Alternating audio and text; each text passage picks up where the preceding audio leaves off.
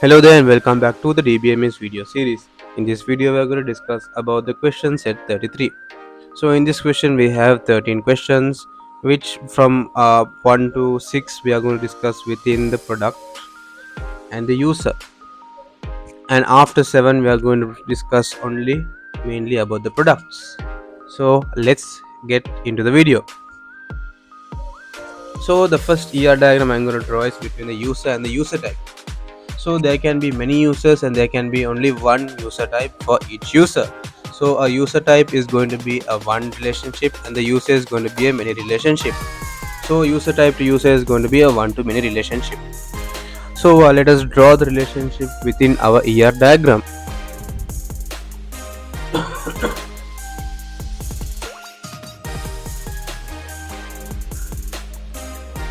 Now let's go to the second question, which we have to record the relationship between the user and the gender. A user can have only one gender, but one gender can have many users. So we are going to create a one-to-many relationship between the gender and the user. Next, for the third question, we have to record the relationship between the user and the system login. So there can be one system login and many users, but there can be many users and each user is assigned to a single system login. So that is also going to be a one-to-many relationship. Now let's go to the fourth question. The fourth question is we are going to record a relationship between the user and the address. So one address can be assigned to one user, but many users can be assigned to one address. So we are going to use a one-to-many relationship between the user and the address. The next part, we are going to create a relationship between the address and the city.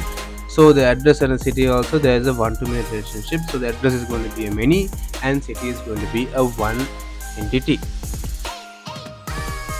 So now let's go to the next one, which is the product and the brand. So the product is going to be a many entity and the brand is going to be a one entity.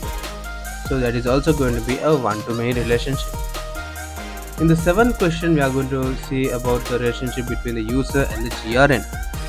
So there can be one GRN, there can be many GRNs and only one user assigned to one GRN. So that is also going to be a one-to-many relationship.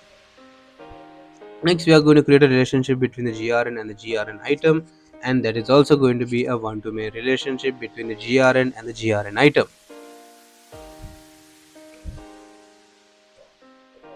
Now let's create another relationship between the GRN item and the product. There can be one product but many GRN items. So the product is going to be a one entity and the GRN item is going to be a many entity. Let's go to the 10th question, which is the relationship between the GRN item and the stock. So that is also going to be a many to one relationship. So we cannot call it a many to one relationship, we can only call it a one to many relationship. So the stock is going to be a one entity and the GRN item is going to be a many entity. So now let's go to the next question. We are going to create a relationship between the user and the invoice table. So there can be many invoices but only one user can be assigned to each invoice.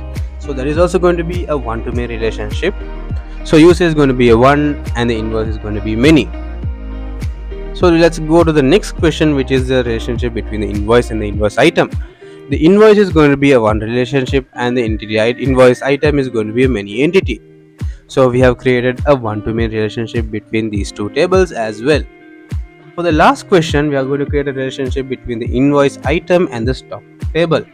So that is going to be a one-to-many relationship. So the stock table is going to be a one entity and the invoice item is going to be the many entity. So here also we create a one-to-many relationship. Thank you for watching this video. We will meet in the next video.